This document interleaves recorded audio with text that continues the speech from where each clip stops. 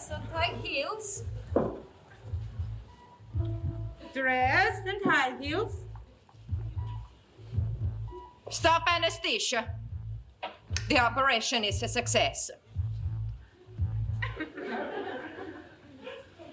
Live from New York, it's Saturday night.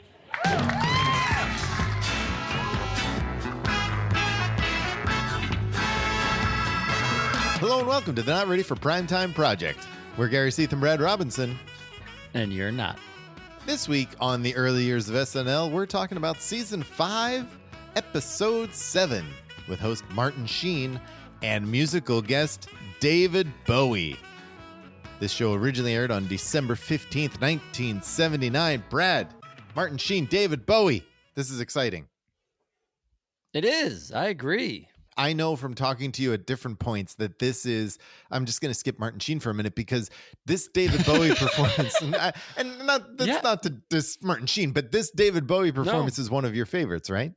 Yes. And watching it again only cemented that fact. This is an amazing musical performance. I don't know if we've had it yet in this era where the musical guest is so much bigger. Oh, maybe. Well, because the Stones were the host, where the musical guest just was such a bigger deal than the host, both in stature and in performance. Like this, I feel like anytime anybody references this episode at all, it's David Bowie. It really is an iconic performance. I mean, it's so good. All three songs that he sings. All three. Yeah. Yes, 3 for 3. Totally. It's so much fun to watch, and it's so much fun to see this now in retrospect, 50 whatever years later, because it's David Bowie. And it's just like, oh my God, seeing David Bowie at his peak is awesome. Can you believe he's been dead like 10 years? It's amazing. No, has it been that long? He died in 2016, January of 2016. Oh, wow. So it is almost 10 years. Jesus. Almost 10 years. Yeah, he's so good. Like as a performer, like there's so few performers I feel like that can deliver like he could, and it's all on display in this episode. He's such a unique performer. I mean, he is an amazing singer. Just his voice is out of this world. But then the way in which he incorporates and makes it like an art piece in his performance is amazing. And it's one of those things where it leaves you kind of, I think, like the mainstream audience is still kind of like, wait, what? In 1979? Like, what the fuck am I watching with this guy in a dress? But also at the same time, they're like, well, it's David Bowie, so it's amazing. And he's unique in that. I think he can pull this off for the mainstream audience. Yeah, and his performance, like you said, like it was interesting. Just as you said that, I was thinking, like, it's what sets him apart or puts him up in that next level. Oh, yeah. Like, I love the band, as we know, right? And they are an amazing band. Yeah, but they don't do much on a stage. They sing there and they play their songs. Like that's what they do. But like David Bowie, especially you watch these 3 performances, he takes the music and then takes it to another level. Yeah. It's unbelievable. It's an all-encompassing performance piece. It's not just the music like you get from the band or others. Yeah. Stepping away from Bowie banter. Yeah. Can that be our next podcast? Where does Jed Bartlett rank in your U.S. presidents? Oh, in my actual U.S. presidents or my fictional U.S. presidents? Because he's pretty high up in both. I'll be honest with you. I know, right? Yeah. I love The West Wing. That's kind of my, the kids call it a comfort show when you just like need something to watch to feel good. That's one of my comfort shows. And I had kind of gotten over my West Wing obsession for a while. And then our friends over at Pop Culture 5 did a West Wing podcast and I dove right back in. And I was like, really? Yeah. I texted Thomas at the time and I was like, hey man, my wife's really pissed that you had a West Wing episode because now I'm watching it all the time again. Oh, that's funny. I at least controlled myself and I watched the ones they talked about, but I didn't go back down the rabbit hole. I just watched the ones that they spoke about on the episode. But I was just away on vacation, and since I was out of the country, I had to download stuff, and I downloaded a bunch of old like season 1 West Wing. That's good stuff. Watched them. Yeah. So this podcast is about Saturday Night Live. I know. I would rather season 5 specifically. I would rather talk about the West Wing than season 5 of Saturday Night Live. This episode wasn't bad though. No, it was fine. It's interesting. Fucking Bowie say. I mean, yeah. Anyway, David Bowie's a big deal. David Bowie's a huge deal. Martin Sheen, no slouch in his own right. No. Apocalypse Now came out a few months early, right? It came out this summer. Is that right? Mm-hmm. Yeah. Right. So I mean, that's a whole story in itself. That movie, and we can't even get into that. I know. I mean, I love that movie and the story of that movie and how it was made, and just which they do touch on a bit at the one sketch, which is interesting, and we can get into that when we do. But Martin Sheen's been around for a while. I mean, he's not new. It's not like he's new to the stage because of Apocalypse Now, but that just kind of elevated him to the next level, really. Yeah, I mean, he's been around, like you said, he's been acting for a while, but I think before this, really only known for Badlands. Yeah. Terrence Malick movie, which is about 5-6 years earlier. I know he had a small role in Catch-22, the Mike Nichols movie. Mm-hmm. He was in The California Kid, but you know what else Martin Sheen was in? And we've actually talked about this once before. This was Yeah, I do. I know what you're going to say, and I don't know what it's called, but yeah. It was Blind Ambition. Yes. It was like last year. It was that 4-part where he played John Dean in the Watergate 4-part miniseries thing. Yeah, with Rip Torn as Nixon. Yes. Oh, I love Rip Torn. I know. But I agree with you. Like, Martin Sheen is an amazing actor. He's just, not really known for his comedy chops. No, not at all. And it's funny because watching this and watching him as a young man, I mean, Charlie Sheen looks so much like his dad, and his mannerisms are like his dad. It's funny because then there's times I look at him, oh, there's Emilio Estevez. That's exactly what I was just going to say. Was like the times that I didn't see Charlie Sheen, I definitely saw Emilio Estevez. And I was like, aha. Yes. Yeah. Mm-hmm. Mm-hmm.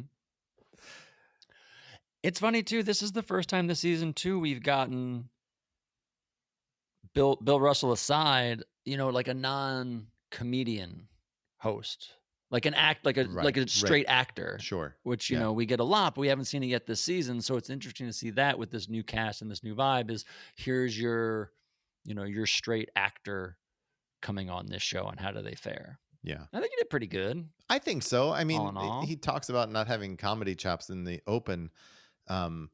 They don't ask him to do a lot of like heavy lifting on the comedy side, but what he does, I think he does well. And he plays a good straight man. He holds his own. Yeah. Yes. Yeah. Totally. Should we just get into it? Let's do it. All right. So the cold open starts with a voiceover, which is a theme in this episode that we can get back to later. But this is Bill's voiceover. And he's talking about and it's like a bunch of footage of a kid. And he's talking about how since he was a kid, he knew that he was a boy, but wanted to be a girl. And so he's going to Copenhagen where he meets Jane, who's a doctor, to help him with a sex change operation. So Jane, as the doctor, gives him 2 options for the sex change operation. One that's very expensive and one that's very cheap. He takes the cheapest version option. Because he spent about $346. Is that what it was? Yeah. It's like one took like 2 weeks and it was like $37,000. Right. And then the second option we can do this afternoon for about $346. Yeah. And he lies down on a table and Gilda puts over this cloth barrier so we can't see him. Can't see the thing. And the surgery is Jane's the doctor and Lorraine and Gilda are the nurses, and they're handing her the scalpel. Lipstick, and we can see like this little curtain thing moving a little bit as they're doing this. Something's going on. They put it up in my first question. Is this going to be a magic trick? That was exactly what I thought. It had all the trappings of the sawing the person in half trick. I'm like, okay, they're going to pull this curtain up And I'm waiting at the end of the sketch. They're going to pull it down and somebody new is going to show up. Yeah. I had the same thought. You know what I thought? Okay. I thought it was going to be Garrett and Drag. because the three especially ladies when you were see there. the three women, Yeah, you're like, there's nobody left. Nope. The only thing left is Garrett and Drag. That's what I thought. But no, so we see all of this happening and they finally do pull the curtain back and it's actually Bill and Drag, not Garrett. Yeah. And my note on this sketch was, do you think Garrett said no? Or do you think that they just wrote it? Or they just couldn't find him. Yeah. And then man. Bill in his feminine voice says live from New York. I feel like Bill hated this based on his take on First He Cries, because I don't know how he would like this anymore. Yeah. I don't know how you reconcile this if you hate that. Yeah, exactly. I don't know, man. This is an interesting way to open the show, especially a show that David Bowie is your musical guest on. But putting that aside, I actually didn't even think of that. putting the material aside, I can't remember a cold open that had started with just such a long voiceover. Yeah. Like it was a really slow start to the show. It really was. Even a cold open's kind of, it's slow to begin with because you're not really ramping in. You're just like, here you go, you're right into it. But then you come into it and all it is, as you mentioned, other like stock footage and then a long voiceover by Bill. I got a really funky feeling at the end of this sketch because I didn't know what's happening? What is going on? It's a very interesting thing to try to do. Yeah. Yeah, when he goes in and lies in to get the operation done and they pull the curtain open, I was intrigued to see how they were going to do it. And I wasn't expecting Bill to be dressing the entire time underneath of it because he goes in as he takes his coat off and Jane hangs it up and he lays down basically in like a shirt and pants. And when they pull it back, he's got the wig and a dress, I think heels on. And so you saw, again, I was still buying the magic trick of it and it was going to be somebody else. So I kept thinking every time you saw the curtain move, it was either Bill getting off the gurney and somebody else getting on. But at the end you realize it's him changing clothes, but it's a weird one. Yeah. Yeah. It's weird to start a cold open, like you said, with voiceover and stock footage for quite a bit before you see any actual live performers. Strange start to the show, I think. And then in the opening credits, we get a lot of featured players this week. We get Tom Davis, Al Franken, Father Guido Sarducci, and Harry Shearer. Obviously, they're figuring out what the featured players are because finally Al Franken gets one. We've seen him so much in the last, 3-4 weeks. But then Don Novello is introduced as Father Guido Sarducci. When wasn't he introduced last week as a featured player as Don Novello? Yeah, but he wasn't Guido Sarducci last week. He was right. But so it's just he's only ever introduced as Father Guido Sarducci, and last week was the outlier. I know. But normally it's like an appearance by Father Guido Sarducci. They've announced Father Guido Sarducci in the past, but not as a featured player. Oh, I see what you mean. As a featured, you know what I mean? Right, they list him kind of as a guest appearance or a special guest kind of thing. You're right. Yeah. And now they're saying Father Guido Sarducci is a featured player. The whole casting is all fun. I mean, well, they're like you said, we forgot to dive in. They're trying to figure it out. Like we still haven't, like you get Peter Ackroyd is in major scenes. He's never mentioned. Again, if you're watching the show, you're like, who are these people? We kind of glossed over, but the Buck Henry episode where Yvonne Hudson carries a scene. Yeah. And she's not even credited as anything. So if you're watching the show, you're like, who is this woman? Right. Like, is she on the cast now? Like every week there's a new person anchoring a scene. Yeah. Yeah. No, there's no mention of it at all for a lot of people. It's interesting. But yes, the featured players and Bowie, that we should say the Bowie mention got a huge reaction when they mentioned his name. He did. The audience was really into it. Mm-hmm. As well they should be. So Martin Sheen comes out for the monologue and he laments how he doesn't sing or dance or tell jokes well. But that's all right. They have a funny show this week. And then he says, at least they think it's funny, which I enjoyed. Seems nervous, that fella, didn't he? Well, I think probably it was because he's coming out there without anything funny at the start, and he's like, trying to set the tone. But then he says that they're going to let him talk about something that's near and dear to his heart. So he talks about. They said they said they would let him do something he wanted to do, Right. And I was very worried that he was going to sing, even though he mentioned he didn't sing. I was very worried when he started walking to the side that he was going to go to a microphone and start singing. Nope. He goes on thank God. to talk about the 1979 Toys for Tarts drive, which is a toy drive for prostitutes. Tart, Gary, I don't know if you're aware, began as a 19th century term for pretty woman. Oh, there you go. Which later went on to refer to a prostitute. And there we have it. And this is just a toy bin like you see for Toys for Tots, filled with toys, except it says Toys for Tarts. And at the very end, he says, and I thought this was funny, fill it till it hurts.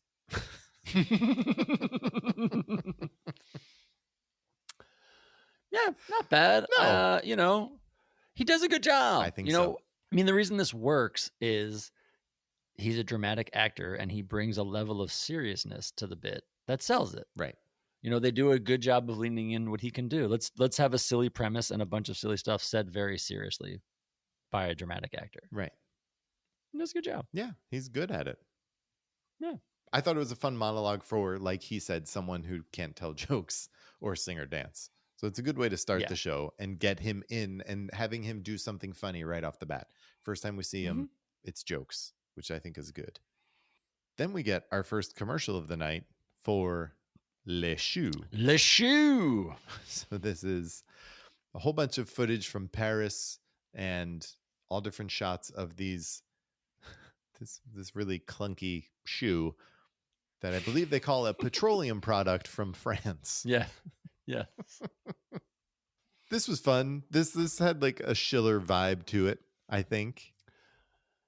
Yeah, I think this one was written by Schiller with Gamel and Pross. And it comes from two things. There was a car at the time called Le Car, which was a French car a French auto manufacturer was making, and they had these commercials for Le Car, and it was very similar with the music and the voiceover and stuff. It was pretty funny. So I think it's a combination of that. And then I read, forgive me, I forget where I read it, but I think it had something to do with Gamble or Pross. One of them had like a new shoe or was wearing new shoes, and so they combined the idea. But I agree with you. I mean, Schiller's in it. You see Schiller in the beginning of the piece making a painting on a French sidewalk. And the production value is like really good. Like you said, it's shot in Paris. It's like a really fun production value with music and everything. I sent you the video, so if you look it up because there's commercials for Le Car, and I sent you something by accident. Yeah. We'll put it in the show notes, but in my research, I found a commercial, and it wasn't really for Le Car per se. It was for a car dealership in Hawaii. That was Hawaii? They were, all right. Yeah, I think it was Honolulu. But look it up, everybody. I'm fairly certain Nick Nolte is the guy in this commercial. I don't know. Am I wrong? You don't think that was Nick Nolte? I don't know. Like, you're right. It does kind of look like Nick Nolte. And it sounds like Nick Nolte. If it looks like it and sounds like it. I didn't know that it sounded like. I'll have to watch it again. I mean, it just looked like generic blonde man with mustache in 1978, 79, somewhere in there.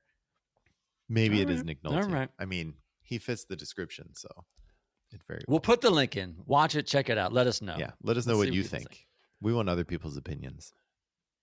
But this was fun. It was short and different, and it was the kind of like fun oddball thing you like to see from time to time. Yeah, no, absolutely. That's why for me, even before I saw Schiller, it kind of had a Schiller vibe to it. It's very Schiller. Yeah, because it very was Schiller, like shot on film, on location somewhere. It's Europe. And so I just automatically assume Schiller. But I enjoyed it. I thought it was fun. And I liked that it was about the shoes. These really ugly brown shoes. And if you look up the car, it's like this, I don't know, mini little shipbox thing. It's not something fancy. So it's even funnier to your point of Le Choux being a small, clunky, petroleum-based product. It's good. It's a fun start to the show. I was happy that we saw that. And then we get our first sketch. And honestly, Brad, I think this is the first time in season 5 that the first sketch was not 9 minutes minimum. Yeah, yeah. No, that'll come later. Yeah. But yes, you're right. But watching this, my first thought was, so we open on Martin Sheen reading a story to Gilda as a child in a bedroom, and I thought, oh, how is this going to turn into a super long sketch? Like you're already hunkered in. You're like, all right, what am I going to watch for the next 10 minutes? Yes, absolutely. I'm like, oh, if season 5 has trained me for anything, it's to just buckle down for the first sketch of the night. It's going to be forever. You're so bitter. Well, but no, this is Gilda in bed. And like I said, Martin Sheen reads her. He's reading her The Raven by Edgar Allan Poe, which is funny in and of itself. And then, he says goodnight and the lights go out for quite a while. It's pretty dark in this room that we see Gilda, and it's pretty dark in this room. We just see Gilda. It's dark for a little bit. And then she starts screaming because she sees a bear in the corner, and her parents come in, and now Jane comes in as the mother with Martin Sheen as the father. Nope, it's a clothes rack. So they tell her to go to sleep. They leave. Then it's dark again. Then someone sneaks in the room. The room stays dark. And someone walks over like across the room and then lights a cigarette. Well, and you know who it is from the walk. Yeah. You know exactly who it is. And so I'm waiting for this to turn into like a black thing with Garrett. Like I'm just waiting for that to be the joke they go after, because you know it's Garrett. I'm like, I was like, oh shit, what are they gonna say? Yeah, no, I had the same reaction, but no, he was just an electrician who was picking up his tools, and then he's shaken, and Martin Sheen's like, I'm really sorry that she scared you. Even though he went. And Garrett has a great line when he leaves, like, that girl scared the bejesus out of me. And then her parents again tell her to go to bed, and then the bed starts. It's in the dark, but you can see the bed lifting up off the ground, and she freaks out again. And this that was time, funny. The bed bouncing was funny, like because she's already been like yelled at by her parents twice, and she goes back to bed. And you're like, okay, what can be next? What are they gonna? How are they gonna up the ante? And literally, the bed starts bouncing. It was funny. Yeah, it was funny. And then she says, Mommy, Daddy, there's ghosts under there. And they're like, no, it's the family of gypsies that are sleeping under your bed. And then Jane had a great line. As they're leaving, she says to Martin, so all the gypsies come out from under the bed. And there are a lot of people who come up and out from under. And they all leave the room. And Jane says to Martin Sheen, I hope Shandar and the tribe aren't too upset.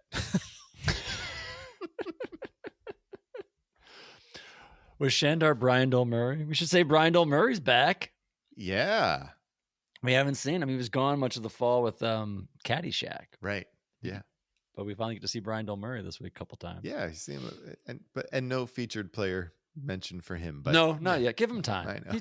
Gary, he just got in. You have to be on screen for, I think it's 3 or 4 episodes before you are allowed a featured player credit. Right. Or they give you a featured player credit and then you're on for 10 seconds and that's all we see you that week, but that's okay.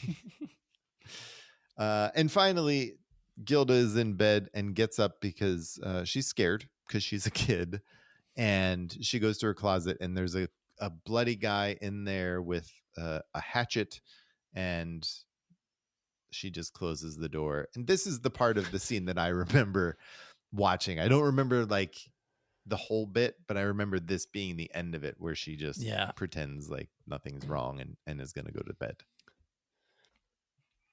Well, she opens the door and she sees him. Yeah. And she freezes and stares at him for a minute and closes the door, yells at her mom again for her parents one more time. And Martin Sheen's got a great line off screen. It's something like, if I have to come up there one more time, blah, blah, blah. And she opens the door again and looks back in at the guy in the closet again. She goes, it's okay. Yeah. Forget it. Good night. Yeah. Crawls back into bed. You have a young daughter, Brad. You should show her this sketch. And if you don't, next time I come and visit, I will show her this sketch. Yeah. We have 2 nights in a row of sleeping through the night. Sure. Let me throw this on for her. I enjoyed the sketch. Yeah, it was fun. It was a good way to kick off a good the little night. sketch. Have it, like you just mentioned, having fun with kids being scared in the dark. This is a Gamble and Prost sketch written by those two guys. So again, another sketch by the new people. Max Prost is the guy who plays the guy in the closet. Oh, really? The bloody guy. Yeah, that's Max. But what I did like about it was a fun new way for Gilda to do her little girl character. Like, it's not Judy Miller and it's not Chloe. You know, we've seen variations of this, but it's a different take on it a little bit. She's really good. Like, she plays, as per usual, plays a 8, 9, 10, 12-year-old really good, and it's really funny and it's really smart. Yeah. Everybody's really good in it. It's a great sketch. It's a really good sketch, and it's pretty tight too. I mean, it's not like a short sketch, but it's like there's not a lot of wasted time. Maybe a little bit of too much time in the dark at the beginning, but that just felt like they were trying to figure it out. Yeah. No, it's all there. Everything in there is great. Yeah. I don't know. I can't find anything wrong with this one. It's great. Well, let's turn your attention to the next one then. I can find a lot of stuff wrong with this one. Okay. So this sketch is not set up at all, other than we're in what appears to be a conference room with a U-shaped conference table, and you have to put together that you're at a meeting of the teachers union, and then it comes out that they're on strike, and Martin Sheen plays the lead teacher, and then I feel like you got that kind of quick. Yeah, it was just not that it makes it any better. It's just like a weird.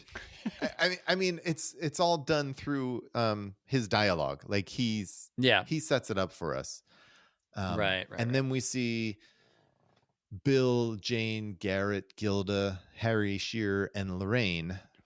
So pretty much everybody in there as teachers. But it doesn't really go anywhere or do anything. Like, I don't know, man. No. Oh God. I mean, no.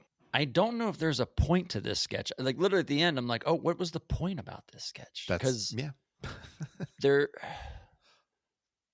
it's fairly quick, so I don't know what they wanted to go for it. And my first note was, full cast sketch, because I feel like we haven't gotten a lot of these where it's all in one set, right, and you see everybody. Usually it's multiple sets or people coming and going. Yes. So of course, for me at the top, I'm like, oh great, everybody's here. This is going to be fun.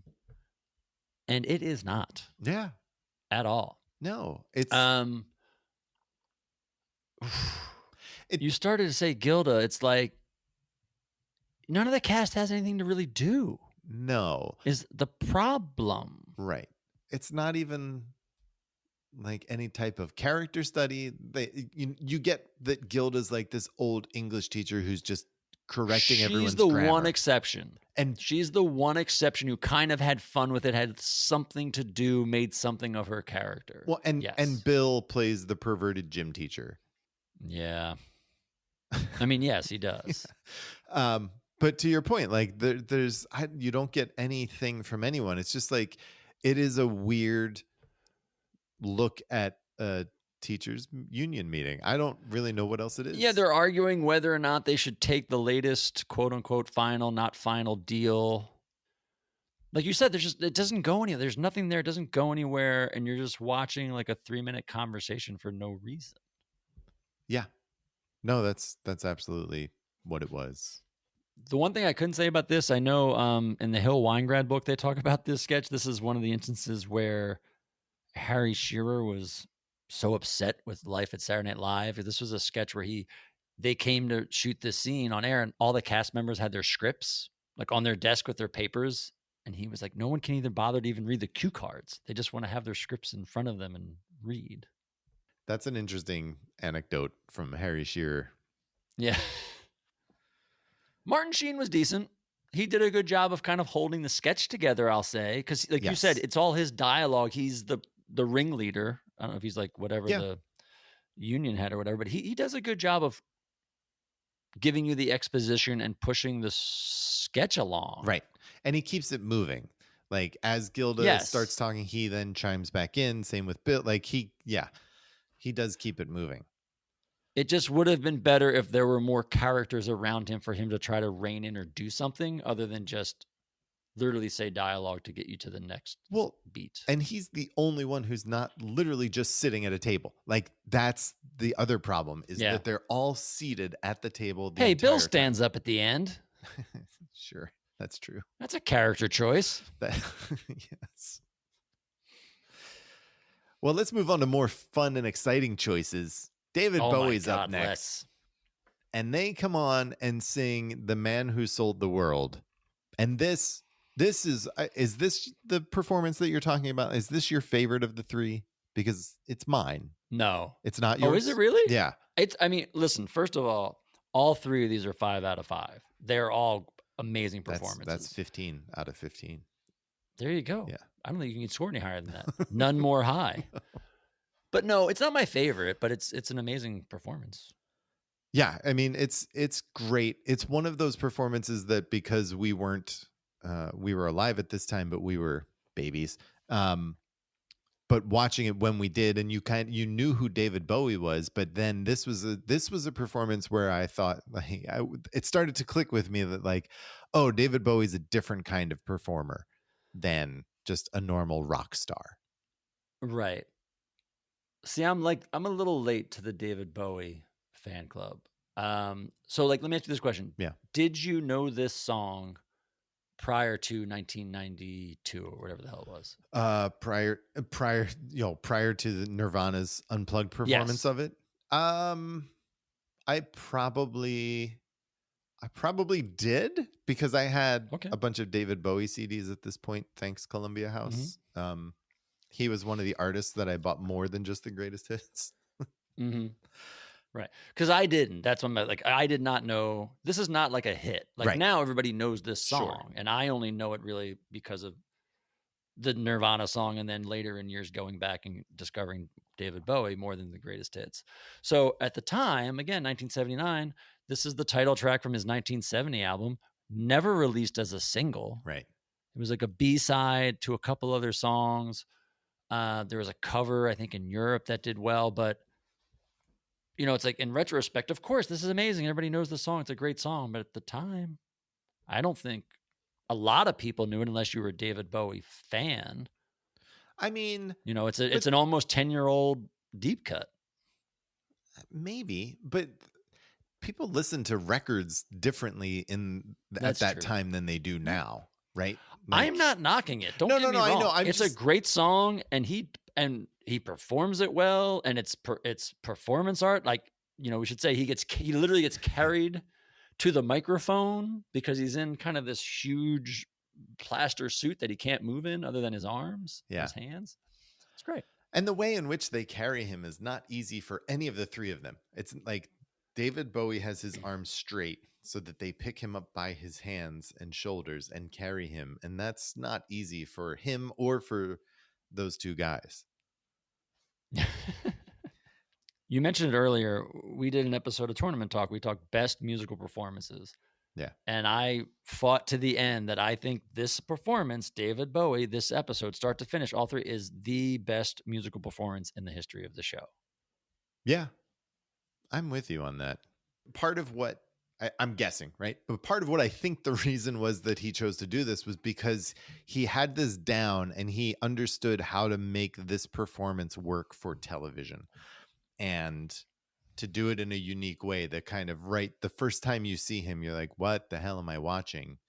Even if you're not a David Bowie fan. And it works, man. And like, he's great. The band is great.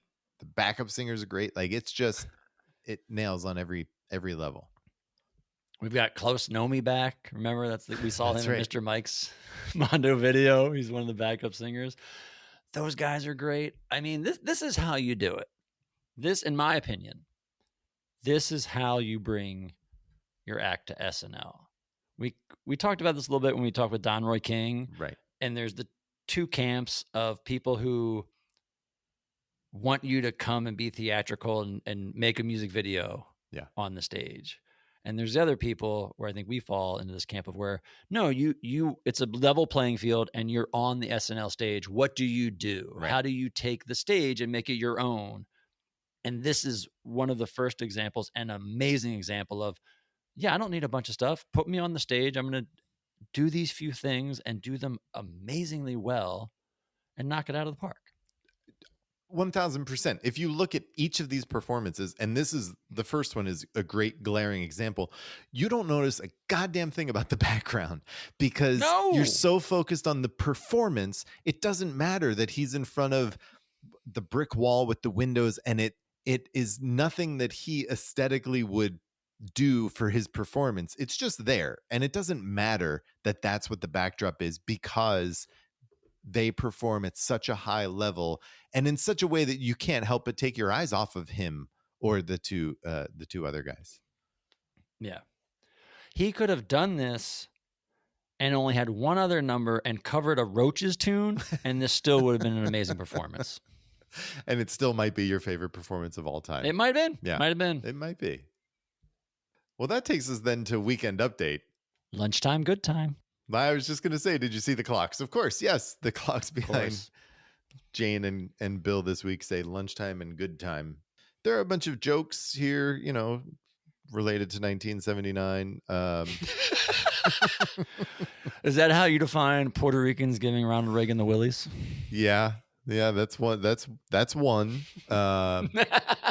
Another is a joke about former Canadian Prime Minister Trudeau's wife. And I liked the Last Survivor of Woodstock photo. It's just this old man. Yeah, it's akin to the Schiller's reel, right? Yes. Yeah. Yes, it reminded me of the Acid Generation. It's exactly what that joke brought back to me. Yep. I did enjoy. They used Gary. Of course you did. I know exactly where you're going. Go ahead. They used Zweibel's photo for the Gary thing. It's a joke about mobile, and they're getting I think sued or something about overpricing, and the only victim, and they cut to a picture of Alan Zweibel, and they call, I must have the face of a big sap.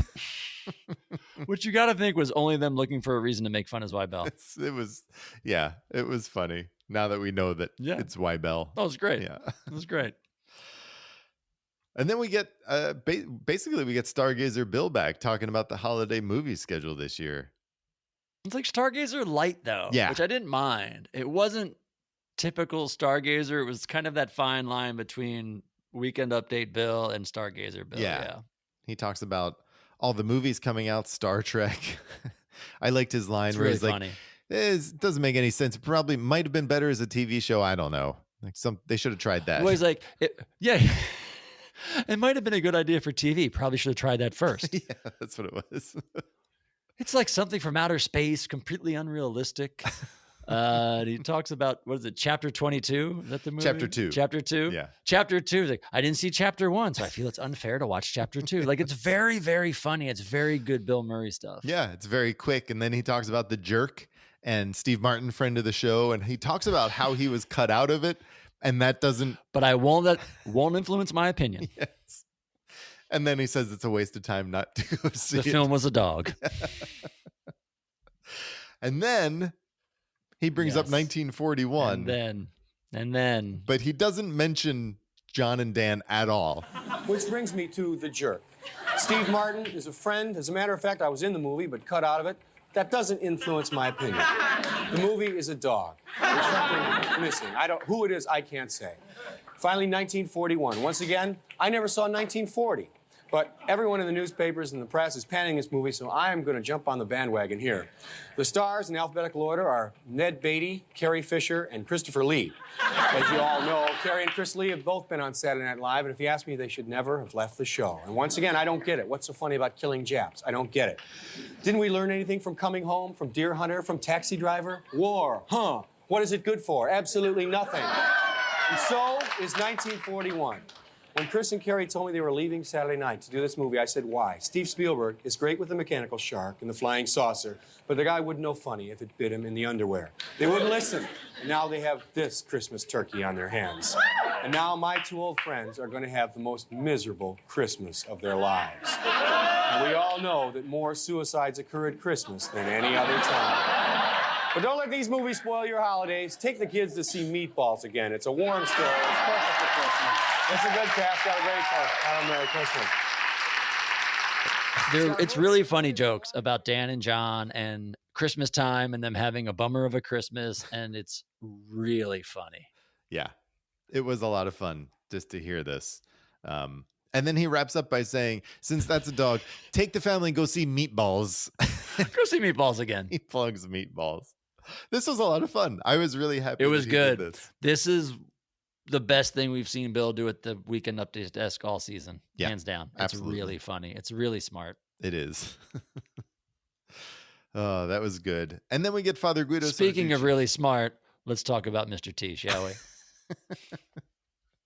Father Guido Sarducci comes on and thanks Bill for all of his time on the Weekend Update desk, and it has given him the opportunity to be a spokesperson for Mr. T, a tea maker where this is really funny. You supply the tea bag and the water, and Mr. T does the rest.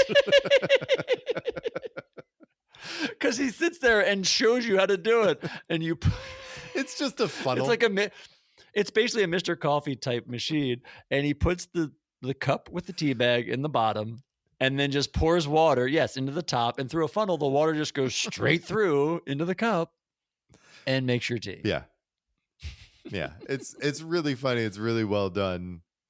He's did you like this? I did. I thought for sure you were going to hate this. Oh, really? Why? Because it was Father Guido Sarducci at the desk, and for some reason I'm watching, and he's not doing his normal kind of really smart satirical dig at some topic. And I was like, Gary's going to hate this. Oh, no, that actually is why I liked it, because it shows what I've been saying is he can translate to other things. He doesn't need to be at the desk all the time. And this proves my point of he's really good with this. And it's just such a silly, asinine thing. He's like, and if you like it stronger, you just leave this in a little bit longer. He's like talking, he's just telling you how to make tea. Yeah, if you like a week, you can use 3 or 4. It was fun. It got a little long. If it ended there, yes, I'd say 10 out of 10. But then he goes on and does a little thing about he could get behind Christmas if it wasn't every year. Right. You have a big Christmas. I'm tired of hearing the music. Yeah, big Christmas, little Christmas. Maybe on the odd numbers, it's little Christmas. Less gifts, inexpensive. The songs only come on Christmas Day, maybe Christmas Eve. Like, it was funny, but it just somehow made it go a little bit too long. But the Mr. T thing is hilarious. Well, it felt like it could have been 2 separates. Like if you had him on this week and next week or whatever, you could have done 2. But yeah, it was still funny. I agree though. It was a bit much. It was a bit long. And I believe he got the idea, Don Novella, for this from the real Mr. T, who was hosting a show at the time in Chicago. And Don Novella had seen this and just thought it was funny. Well, how can I make fun of Mr. T? And then, of course, you just make the spoof of Mr. Coffee, which it's so insanely silly. That it works so well. It's so good. Like, it's so absurd that I can't help but to enjoy it. It's a good update. It is a good update. All in all. Because there weren't a lot of jokes, and so you get to the good stuff. Yeah, not a lot of jokes. Not a lot of Jane in update because there weren't a lot of jokes, but that's okay. She probably is doing another sex change operation. Perhaps. I mean, we get her in the next sketch, but we get everyone in. We get everybody in Rockefeller the next sketch. Center is in the next sketch. So this is our long, it's an 11-minute long sketch. I mean, somewhat fitting. Okay. So instead of, the first sketch of the night, it's the first sketch after Weekend Update. And it starts with Martin Sheen voiceover. Much like Apocalypse Now, he's lying on a bed. This is the end. Hollywood. I can't believe I'm still in Hollywood. I've been here 48 hours now, and I'm bored out of my mind, sitting in my hotel room, listening to the same Doors tape, waiting to take a meeting. United Artists had flown me in from New York. They said they had a real choice assignment for me. And when it was over, I'd want to get out of the business. Yeah. Josh, Herb Karp, United Artists. Herb. Good to see you. Good to see you. Josh Kane, this is Lynn Memley, my assistant. Lynn, Josh It's a Kane. pleasure. Come on in. Why don't I just set up the tape? Good idea. Josh, the project we're going to talk about today is kind of special, so I thought maybe instead of taking the meeting at the office, we'd take it here. Okay? Well, sure. Sit down. Thanks. You mind telling me what this is all about? Josh, You ever heard of Francis Ford Coppola? The whole thing is essentially the storyline of Apocalypse Now, except he has to go and stop Francis Ford Coppola from making the movie because Coppola's gone so far over budget and is just out of control. And you know this is going to be an epic sketch. Oh, and it is. Like with this setup, you know this is going to be epic in length. Yes. And number of sets. Yeah. And number of extras. Mm-hmm. He then has to go to the Philippines to stop the production. So right after this hotel scene with Harry and Jane, when they come in, I am not liking Harry Shearer's wig choices this week, by the way. No, why? They're too Both obvious. In the as teacher wigs? strike, I don't know. I do not like them. That was my first note when he walked in the set. I was like, I do not like his wig again. The one in the teacher's sketch, like what that just looked like his real hair. Just bother me. But after the hotel scene, then we get on a plane and we see him on a plane flying to the Philippines. And that was bold. It was bold that they made the airplane a set. I mean, I get why they did it because it mirrors him on the boat in Apocalypse Now and looking at the Kurtz file. Because it's funny that Francis Ford Coppola basically takes over the Kurtz role. Right. And he's told to terminate with extreme prejudice. The concept, do you not think the concept is funny? Yes. Because they do a really smart job of using the dialogue from Apocalypse Now in this sketch. Like, it's there. Something is there. The idea is definitely there. Yes, the idea is definitely there. I mean, having Martin Sheen do the voiceover that's a big part of it too, because it gives you that same feel. Really good. Yes. I was just surprised. I didn't know how aware the world was at that production being and the shit show that it was right away. You know what I mean? Like I didn't realize that people knew. I don't know if the world knew, but Hollywood definitely knew. Like it was way over budget and way over schedule. So people in the know knew. But to your point, like the general audience, I don't know if they knew. Yeah. But I also don't know if you wanted to poke fun at that, how else you would do it at that time. That's all you could do. Yeah. Well, I think that also kind of caught me by surprise of, Martin Sheen making fun of this film that came out almost 4 months earlier. Yes. Yeah. Yeah, that too. From the plane. So you thought the plane was a bold choice. Then we go to a riverboat with Garrett. That is not a riverboat, sir. Well, that is a paddle it's boat. A paddle boat on the quote unquote river. That's an intense set that they do there, and it's like I love that set. I actually paddle. thought that was a great piece of technical, work they did on that sketch. Wonderful. Yeah, absolutely. It was just that's a lot. Him and Garrett are in the paddle boat, paddling with their feet, so it's moving. There's water churning behind them. They're in front of a green screen, and the background keeps moving as they paddle along. Like it's. Yeah. I don't know what they were talking about, but the technical stuff was great. Garrett was a film distributor. That was all I really got from it. Yeah. And then we finally go to the set in the jungle where there are a lot of extras. It is an amazing set too, we should say. Yeah. It is a fantastically built set. It's amazing. It's outstanding. And it's huge. And there are just like the sheer number of people that were on that set at that time I was very surprised. Yeah, there are a lot of people. A lot of people. Bill Murray is playing Francis Ford Coppola in this, we should say. He tells him that the studio's shutting him down and the whole place is going to get bombed by B-52 bombers in 10 seconds. Are you just going to brush over Zweeb as Marlon Brando? That was Alan Zweibel? Yeah. Really? Yes. Bald cap. That's Zweibel, dude. I wasn't sure who that was. They have a lot of jokes about Brando and he's too big and can't get out of his trailer. And it's a funny way to skewer the movie. But like the movie itself, perhaps this sketch went on a tad too long. So you think the movie's too long? I love this movie. It's a little too long. The French plantation sequence, it always gets me. Oh, so like that's the one where I kind of version. No, even in the beginning. It's not in the original one. He doesn't go at all in the original? Mm-mm. That was the whole big chunk that was added in the, what was it, like the 25-year release? I thought it just added more.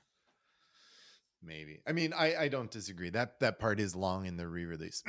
I haven't watched the original version in a long time without the added. That may be my problem too. I may not have seen the original version in like 20 some years. Yeah. Because they've released, 4 new versions since then? Anyway. Yeah. Yeah. Francis Ford Coppola, man. Yeah. I don't know. I think they satirize it well. I think they do a really good job of hitting some of the jokes and like what it was known for at the time. But it's not that funny joke-wise. Right. Like it's very kind of up here. It's like too smart for its own good kind of thing. Yeah. Yeah, I feel like it's, and maybe this is the, to your point earlier, Hollywood knew about this being such a problem that maybe it was just too inside. Too inside. Because they, I mean, even at one point, I remember at the end, Bill, as Francis, is like, Vittorio, roll the cameras, like talking to Vittorio Storaro, the DP. Like, no one knows who the hell that is. Right. That was another thing that caught me. I'm like, this is really inside baseball here. Yeah. And the length. It's 4 sets and 2 models. Yeah, it's a lot. I mean, that's why they had to do it where they did it, right? It's after Weekend Update. It's before another musical number because there's so much going on here. That makes sense. And that does make sense. Yeah. Mm-hmm. So that explains why you did it when you did it. But man, there's a lot. And I don't know that the payoff is worth it in the end. But no, but to your point, what you're saying, I actually like the idea of the longer sketch here because you've been enjoying the show. Yeah, you're getting a lot of shorter. You know what I mean? Like the long sketch at the top is tough because you're not into the show yet, and so you take that big swing early, and if you miss, you've set yourself up to. You're trying to recover for the next 60 minutes. Yes, and so where is I the think host. something like this. Yeah, that's a good point. Yeah, and again, we should say Martin Sheen more than serviceable in this sketch. Oh, just didn't have a lot to do, but he did what he had to do. Fine. Yeah. No, I mean, he plays the same role and he does it really well amidst all of this craziness going on. So, well, if you want more craziness, Brad, might I offer you some TVC15? Please. David Bowie's back for his second number of the night. This time he's in a full dress and high heels. Well, not high heels, but in heels. He's got heels. Yeah, he's got heels. And they kill it with TVC15. This is another fun this is like, I don't know, art rock, performance art. Like this is at its best. I mean, the 2 dudes in the back are synchronized dancing half the time. There's a pink poodle with a TV in its mouth. Yep. That they walk across the stage at one point. It's so good. It's another great performance. Song I never heard of before seeing this. It's another not off his new album. This was from a few years back, so it's not a big, hit or current song, and knocks it out of the park. Yeah, I just love seeing that little dog. And at first you don't realize it has the TV in its mouth and you're like, wait, there's something, there's a light in there. And then they zoom in and you see it's actually the camera shot that they use. It's that camera feed. So it's fun. It's like a little bit delayed or maybe it could have been video too. I was trying to figure that out if it was actual live or. I think it was because they were like zooming in on the dog and that's what the shot was at one point. I just feel like he is so smart about it. Yeah. And it's choreographed so perfectly that they could have done that prior and Totally. recorded it and then put it on the TV and then did the exact same, That's true. choreography. Absolutely. So good. To your point, he's so good and so much fun to watch. He's one of the performers that I wish I was alive during his peak to see him perform, because watching this is just outstanding. And I think a sign of that is I don't know this song. Never knew this song before seeing it here. Yeah. And I could watch this over and over and over again. Yeah. It's so good. It's a really good song. I really like this song. I had to look it up. It's a song based on a dream that Iggy Pop had. Do you know the story? Yeah. Yeah, Iggy Pop. About his girlfriend being eaten by a TV. Yeah. It's so bizarre. Fucking Dude, Iggy Pop. You cannot tell me that the 70s were not the coolest fucking decade, man. Come on. Well, I can't tell you that because you're stuck in the 70s, even though you weren't born I know. until the late 70s. I was born. I was there. I said the late 70s. Dude, you know who played piano on this track? On the studio, recording? I mean? Like on the album? Yeah. Yeah. Roy Bittan, right? Yeah. Yeah. I didn't know the song, so I had to go look it up and find all this stuff out about it. I learned about Iggy Pop, and I learned about Roy Bittan. Yeah. A fun exercise someday when you're bored is to go through David Bowie's, the musicians that played on his albums. And you're just like, I know that name. Oh, John Lennon played rhythm guitar on a bunch of tracks for him. Cool. Like, oh, right. There's just a bunch of shit. I mean, the only one I really knew was the Stevie Ray Vaughan story. I knew that. Right. Yeah. But that one I knew. Then he recorded a couple albums here in Philly with a bunch of local Philadelphia musicians, just local people, because he liked the sound, the Philadelphia sound. Well, we get another first love film after this from Aviva Films. This time it's Bill Murray talking about his first love, who was a dog. And go figure. As he's talking about this, their love together is just footage of Bill with this little puppy. And then he goes and visits the adult version of the dog. And that's it. It was a short film, right? Or did I zone out? It was short, yeah. As we mentioned, it's part of the longer piece. When we saw the Jane Curtin one, there was Jane and this one. I think there were two more, Gilda and Lorraine. I don't know. It's funny how it opens up. It's like a softer, more serious side of Bill Murray, which was fun to see. Yeah. But yeah, there's not a whole lot to it. There's not much there. I think, by the time he goes back to the dog's apartment at the end, she closes the door on him. You're like, what? It's over? Yeah. Okay. That's exactly what it was. Yeah. Like, what? Oh, that all happened very quickly. Okay. Yeah. Like just as you start to get into it, you're like, wait, it's over? Okay, whatever. Right. Fine. Yeah, it was fine. She does love dogs though, and Bill Murray in her short films. Yeah, that's true. I didn't put that together, but you're right.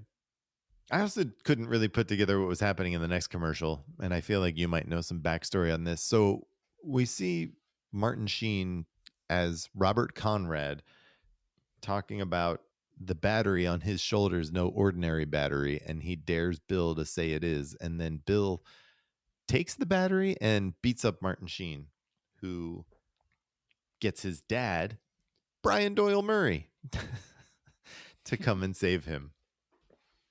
What did I miss on this one, Brad? I don't think you missed much as far as the sketch goes. Okay. It opens, they're in a bar, I guess, right? And that Sure. they do the thing with the battery on the shoulder, and Bill's picking on him.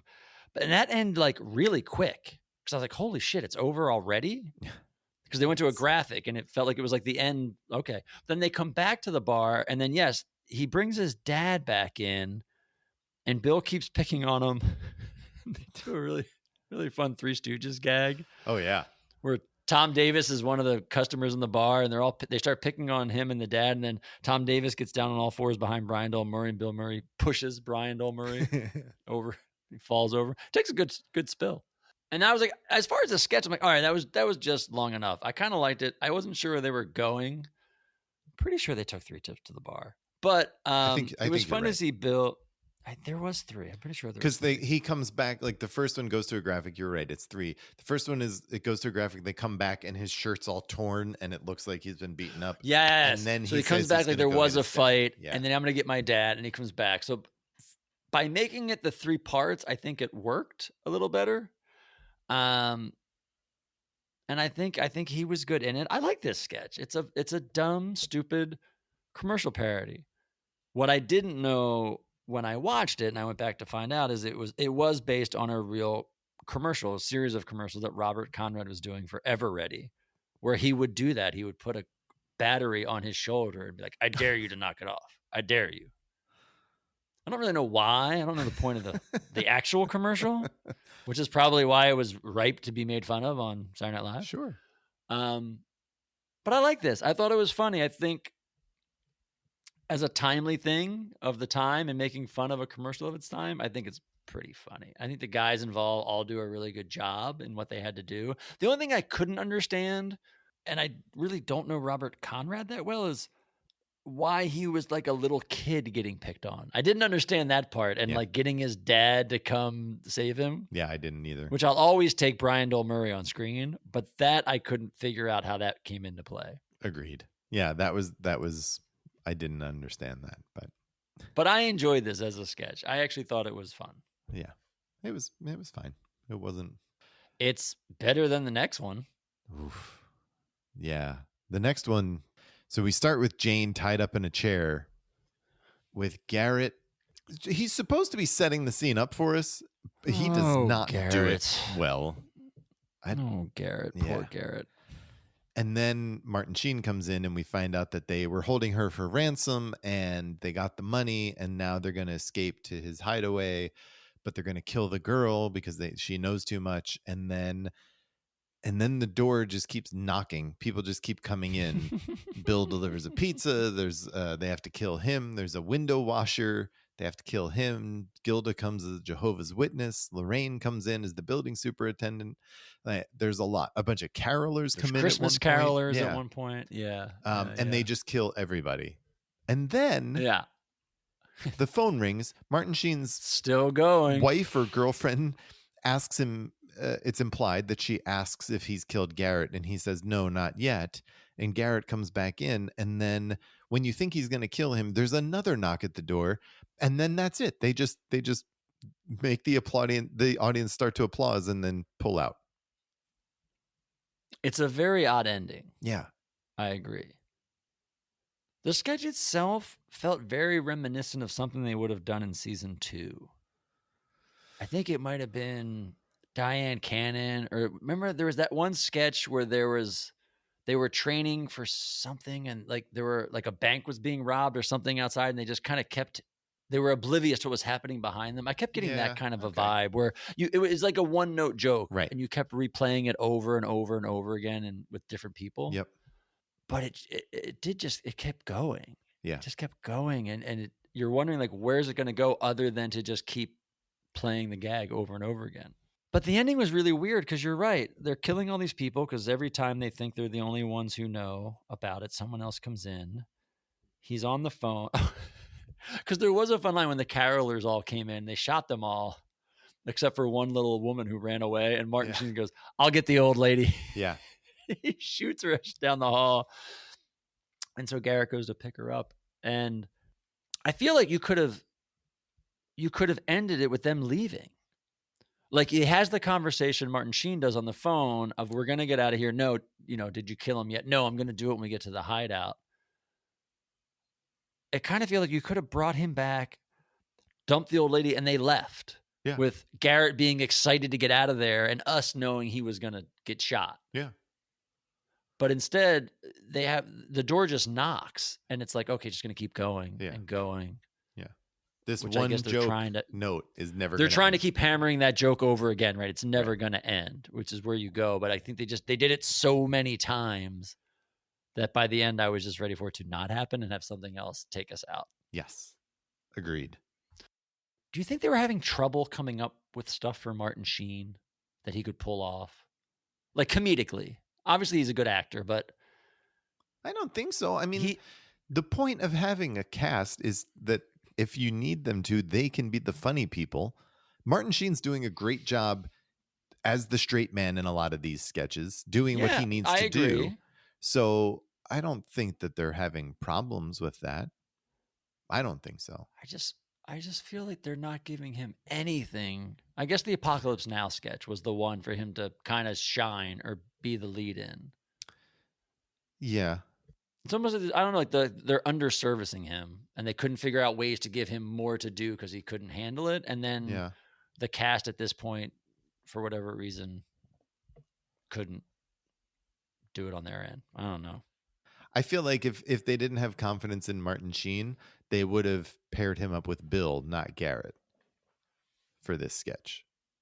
No, maybe. But they give him something to do in the next sketch. He plays Bruce Jenner. Oh, that's right. That's him. Yeah. Yeah. I'm like, what the hell do you do in the next sketch? Right. Yeah. So he plays Bruce Jenner. Lorraine plays Bruce Jenner's soon-to-be ex-wife, Christy something. And I think it was Jenner. They were married at the time. Maybe. And Bill and Harry play their attorneys. And this whole thing turns into a commercial for a Minolta AM3 camera. And the cameras, the TV cameras, then take still images, much like I guess the commercials of the time did, to show. But I didn't really know where this was going or why. Well, just another commercial parody.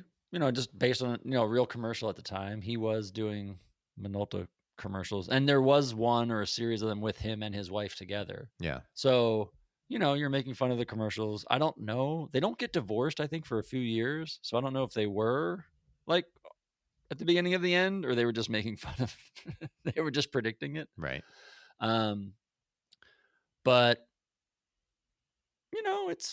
it's not great. I agree with you. It's not a great sketch, but it's quick. And I realize at this point, it's like they do have a really good mix of sketches tonight.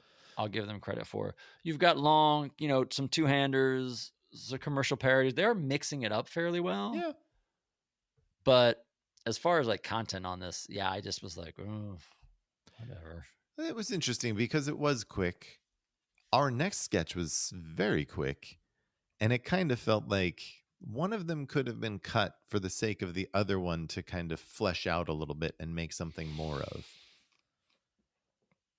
I don't know if you're going to get more out of either one, but I hear what you're saying. Yeah, I'm not sure either. Our next sketch is Revisions of Freudian Theory. This sketch, Brad, is our first live sketch of the night that Martin Sheen is not in.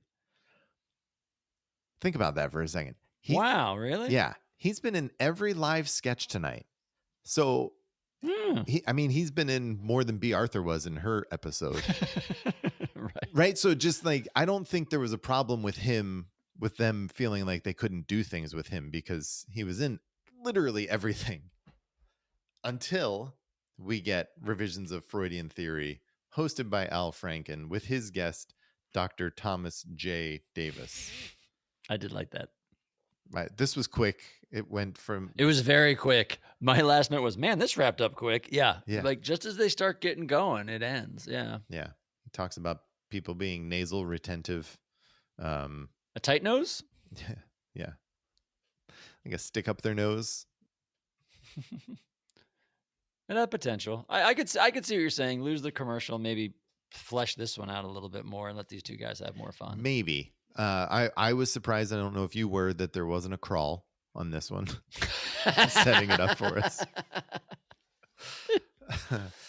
But yeah, I don't know. I just felt like it could have been fleshed out more, but at the same time, it was very Franken and Davis and very esoteric. It did feel like a Franken and Davis heavy, show. Like it could have been an old Franken and Davis show. Yeah, totally. Yeah. Totally. But I don't know. Whatever. Our last bit of the night, I guess, before our final musical act is a live commercial with Jane as herself. Yes, and as herself. Martin Sheen as himself. And they're doing a commercial for Martin Sheen hairspray. As an actress, my day is filled with rehearsals, interviews, photo sessions, lunch, and dance class. Believe me, it's hard to keep a schedule like that and keep my hair looking good all the time. So I can't use just any hairspray. I need one that takes charge of my hair, yet leaves it soft and manageable. That's why I use Martin Sheen. You see, Martin Sheen knows my hair. He knows that hot studio lights could be harmful to my hair, depleting it of protein, leaving it dry and lifeless. But I know that just one spray of Martin Sheen. Good body, bad the life and the shimmer and the luster And the sheen. back into my hair. Oh, I've tried the others, but they're filled with chemicals and inert gases that can be harmful to my hair. But not Martin Sheen. Because of his diet of organically grown vegetables and lamb placenta, Martin's saliva has a better pH balance than any other hairspray. And look, Martin Sheen's non-aerosol. No fluorocarbons that could destroy the ozone layer. You wouldn't hurt the ozone layer, would you? No way, Jose. I didn't think so. So if you're like me and you want the prettiest hair you've ever seen, just spray yourself with Martin Sheen. Martin Sheen hairspray, available wherever Martin is. This was another one that's absurd and funny, and I really enjoyed it. I agree. I think this is a great sketch. It's simple and silly, but dare I say this is the best performance Martin Sheen does tonight? Maybe. I mean, he's really good in this. He's when really you say good. it like that, it makes it seem like he hasn't been good tonight, and I don't think that's fair. I think Right. he's been or really maybe, good. Okay, correction. This was the best thing they wrote for him. Okay. Yeah. That's Because yes, probably he is good in everything he did, but I think he wasn't given a lot. And this was the funniest thing they gave him to do. Yeah. Yeah, and he was great. Just like the way he stands next to her, and he's just He like just stands there like a fucking badass. And then she talks about the Martin Sheen, and she talks about what's that. And he just, the spit take he does in her hair. Yeah. It's I laughed out loud. He spit take. And it's just like it's just enough that it's not too much, but it's not too little. Like it's the perfect amount that he spits on I her agree. hair each time. Yes. It's really good. And he does a second one. And then what I really liked actually was at the end, they cut to the ad card or whatever you call it. You know, at the end, it says Martin Sheen hairspray, and there's a picture of Martin Sheen, and they cut a hole in the mouth so they could squirt water out Yeah. like he was spitting. I thought that was hilarious. It was such a fucking great touch. It was really good. That was a great, fun sketch with just the two of them. I really liked it. Yeah. Really I liked thought it. Jane was Yep, really I good too. agree. Like she doesn't miss a beat. She was. She doesn't react when he spits in her hair multiple times. Oh, it's so silly. It's dumb. Well, Brad, we only have one more David Bowie performance to gush about. Unfortunately, Yeah. This one is Boys Keep Swinging. David Bowie comes out. How did they do this? So he is he on Like technically, how did they do it? Yeah, like I was confused because it doesn't look like he's on stage with the rest of the performers because his head looks He's too not. big, right? Yeah, he's not. So he's on another So- stage on a green screen. Yes. Okay. So the song, they're performing the song and they're on the main stage. But yes, if you haven't seen this, and this is probably one of the easy top 10, if not top 5 single performances of all time, Yeah. I'd say. Well, He has a very large head and a puppet body. And they're dancing and he does the song with a head superimposed on a puppet body.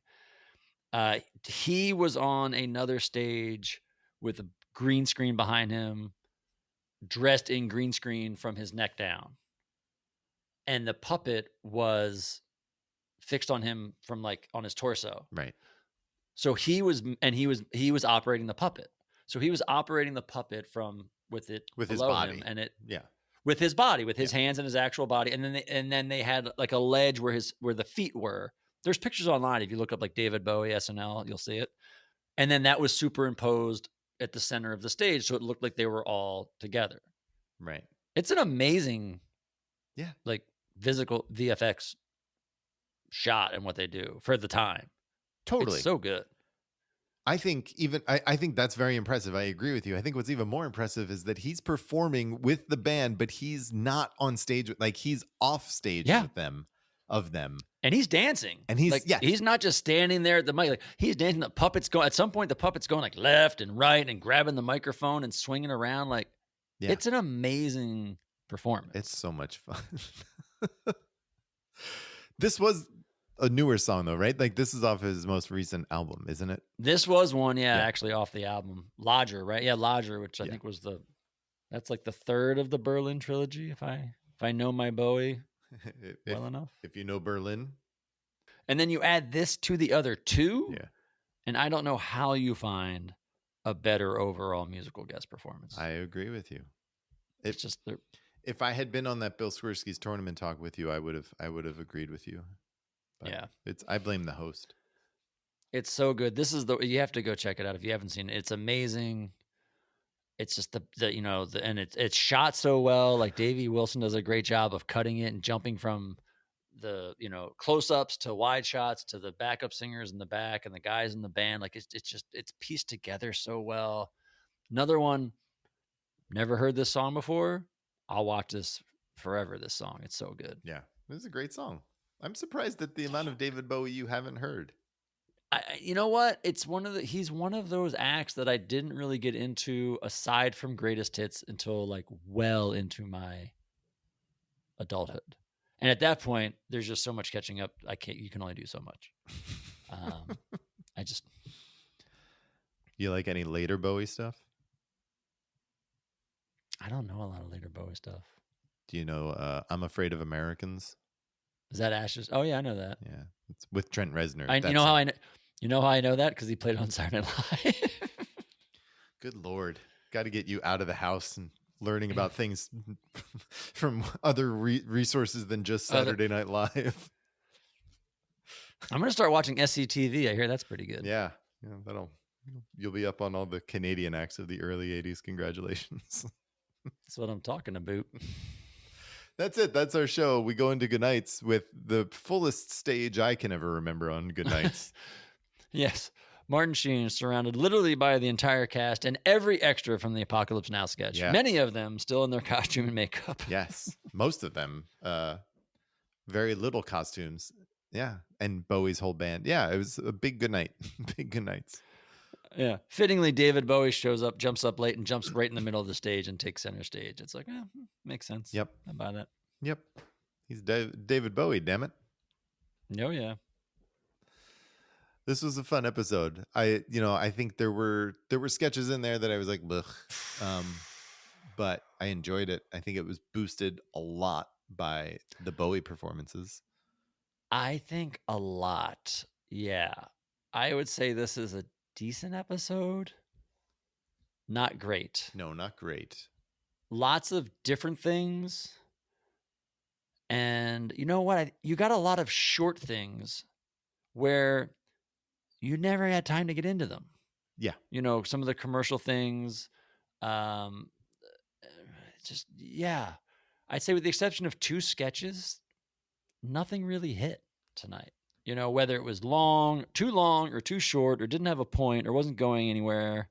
Like Teacher Strike and the murder sketch weren't short. They just had nothing to them. Right. Then you had Apocalypse Now was way too long, and then everything else I think was just way too short. And the cold open was weird as hell. But I think that is how good David Bowie is you walk away being like, this is a really good episode. Yeah. And I think, again, this is another instance where I think the host unfairly gets dinged because I think he held up his end of the bargain and it just felt like the material wasn't there. Mm-hmm. Mm-hmm. That's fair. But there were a lot of sketches. We went over a lot of sketches tonight. There were. Well, that's what I said, a lot, because a lot of them were so short. Yeah. Like a lot of them were so short, almost, like I said, too short, because you couldn't, the audience couldn't get into it or the performances couldn't get there. And I think it's just, I think a couple of those in an episode is good. I think we just had too many in this episode. Yeah. Those really short stuff. Yeah. Well, Brad, what are your best bits? Obviously, David Bowie. Boys Keep Swinging at a minimum. Yeah. If I don't say his entire 3 performances. I mean, I don't. David Bowie. Why wouldn't you say all 3 performances? Yeah. All right, fine. Yeah. All 3. David Bowie, all 3 for 3. Dark Shadows, I think, is a perfect sketch. That's the bedtime one with Gilda? Yeah, with Gilda in bed. And I want to say Martin Sheen Hairspray because I really liked it. I loved Martin Sheen Hairspray. Okay. Yeah. All right. I think the 2 of them are so good in that, Mm-hmm. playing themselves. That's a fun sketch. And David Bowie, it doesn't get better than that. It never will. It does not. No. We're still chasing that dragon 45 years later. Well. Next week on the early years of SNL, we're talking about season 5, episode 8, with host Ted Knight, Monroe, and musical guest Desmond Child and Rouge. That'll be a fun one, Brad. Until then, good night and have a pleasant tomorrow. Good night and have a pleasant tomorrow. Thanks for listening to the Not Ready for Primetime Project. Look for us on social media everywhere at NR4PT Project. And please drop us a line to let us know what you think of the shows, and frankly, because we're kind of lonely, at nr4ptproject@gmail.com. The Not Ready for Primetime Project team includes Brad Robinson and Gary Seath. Please remember to rate and review wherever you watch and or listen to the show. Thanks for listening. Good night, and have a pleasant tomorrow. Brad, why do you do this? Do you do this to hurt us? You're still on AOL dial-up, right? It's about to end. So.